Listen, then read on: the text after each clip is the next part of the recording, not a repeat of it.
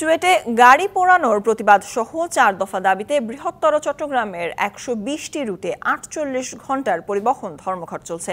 সকাল 6টায় শুরু হওয়া এই ধর্মঘটের ফলে চট্টগ্রামের সঙ্গে কক্সবাজার, খাগড়াছড়ি, রাঙামাটি ও বান্দরবানের মধ্যে বাস চলাচল বন্ধ হয়ে যায়।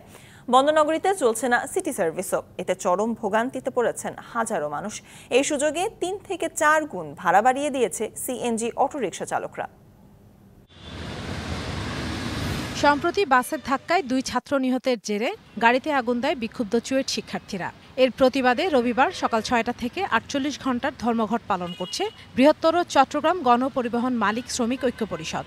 এর ফলে 3 পার্বত্য জেলা চট্টগ্রাম ও কক্সবাজারের 120টি রুটে বাস চলাচল বন্ধ রয়েছে। ধর্মঘটের কারণে চট্টগ্রাম থেকে কক্সবাজার ও 3 পার্বত্য জেলার উদ্দেশ্যে ছেড়ে যায়নি কোনো গণপরিবহন।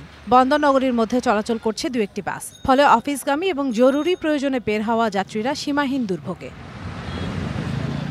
চট্টগ্রামের শাহ আমানত সেতু, অক্সিজেন মোড় সহ বিভিন্ন জায়গায় হাজারো যাত্রীর ভিড় দেখা গেছে। গাড়ি না পেয়ে বিপাকে তারা। এই সংকটকে পুঁজি করে সিএনজি অটোরিকশা ও অন্যান্য যানগুলো আদায় করছে 3-4 গুণ বেশি ভাড়া।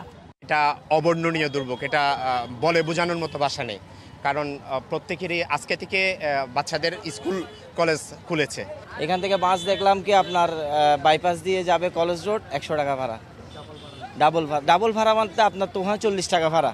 কক্সবাজার থেকে 3 পার্বত্য জেলা ও চট্টগ্রাম অভিমুখী দূরপাল্লার বাস চলাচল বন্ধ রয়েছে। যানবাহনের জন্য অপেক্ষা করতে করতে তীব্র গরমে অসুস্থ হয়ে পড়ছেন অনেকে। আগের দিন টিকলা দিতে হবে না, টিকলা যদি না দেয় আমরা সমস্যা না পাবলিকের। এখন গাড়ির এরা যেতে ইচ্ছা বন্ধ করে দিলে আমরা যাবো কীভাবে? এই গরমে মানে তীব্র গরম, তীব্র তাপদাহ, এর মধ্যে আবার আমাদের এই ভোগান্তি। এখন নাকি আমি শুনতেছি, এখন এখানে শুনতেছি নাকি 48 ঘন্টা ধর্মঘট। এটা হঠাৎ করে আমরা জানতাম না।